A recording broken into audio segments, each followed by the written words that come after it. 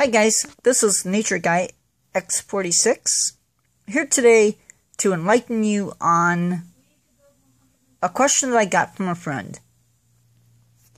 And the question is, what does it take, what type of a commitment, what does it take to have animals like this for pets? Well, tarantulas are probably the easiest of the inverts to keep, for the most part. There are some that are a little bit challenging, but if you keep up with the feeding, if you provide them water every day, you're doing okay. I feed, on average, 4 crickets every week to my adults. You could get away with feeding a little bit less, maybe, every other week with the adults. I try to do once a week, just because that way I can feed the whole collection and be done with it for the week. And I get enough that if I feel that I need to fatten somebody up, I can do that. Takes me a half hour sometimes to feed, because you have, maybe a little bit longer, because you gotta go out, you gotta buy the crickets, and then you gotta make sure that you're only giving the right amount to each animal, because you don't want fat tarantulas. And there are reasons for that, which I'll talk about maybe in another video, maybe I won't. Watering takes 15 minutes.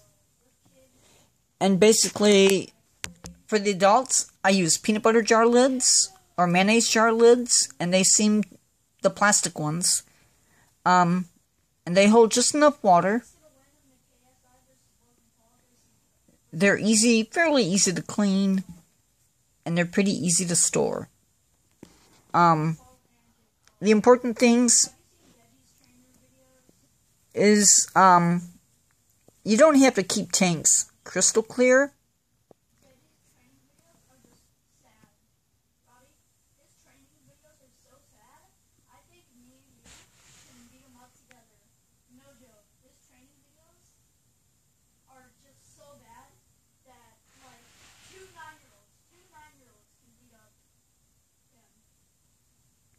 We have just lots of cleaning stuff. You want to try to avoid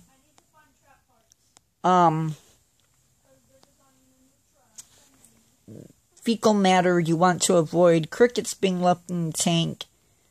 Yeah, just common sense stuff.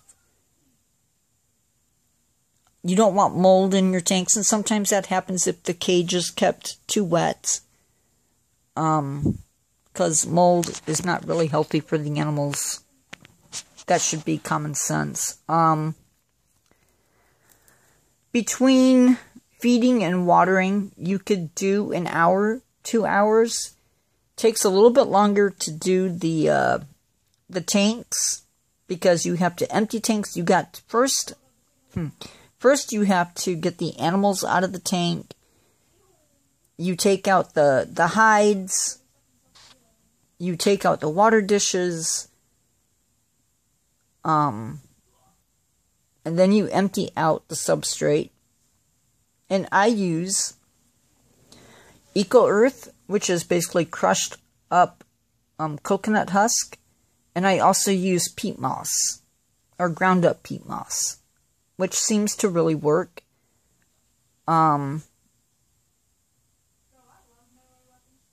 Yeah. So, I hope that answers your question, Lily. Thank you for asking.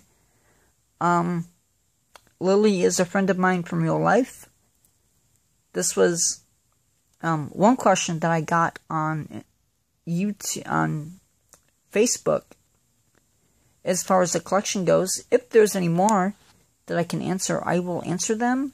Maybe show off another animal in the process. Talk to you later. This is Nature Guy X46 saying subscribe, rate this video, and hit that notification bell so you can find out when my next video is coming out. This is Hades saying, never stop being curious. Bye.